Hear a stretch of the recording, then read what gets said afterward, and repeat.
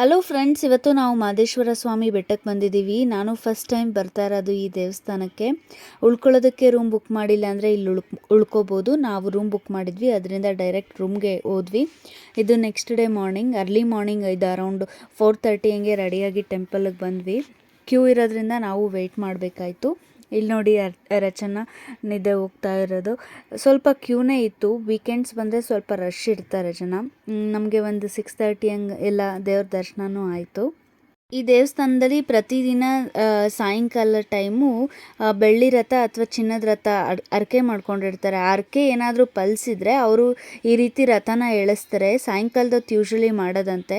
ನಾವು ನಿನ್ನೆ ಲೇಟಾಗಿ ರೀಚ್ ಆಗಿರೋದ್ರಿಂದ ನೋಡೋಕ್ಕಾಗಿರಲಿಲ್ಲ. ಇವತ್ತು ನಮ್ಮ ಅದೃಷ್ಟನೋ ಏನೋ ಗೊತ್ತಿಲ್ಲ, ರಥೋತ್ಸವನ ನೋಡಿದ್ವಿ. ಯೂಶ್ವಲಿ ಮಾರ್ನಿಂಗ್ ಟೈಮ್ ಇದನ್ನು ಮಾಡಿಸಲ್ಲ ಅಂತ ಹೇಳಿದ್ರು, ಬಟ್ ಇವತ್ತು ಯಾರೋ ಭಕ್ತಾದಿಗಳು ಎಳಿಸ್ತಾ ಇರೋದು. ಆಮೇಲೆ ಅಲ್ಲೇ ಬ್ರೇಕ್ಫಾಸ್ಟ್ ಸಿಗುತ್ತೆ ದೇವಸ್ಥಾನದಲ್ಲೇ. ಪ್ರಸಾದ ತಿಂದ್ಕೊಂಡು ನಾವು ಹೊರಟ್ವಿ.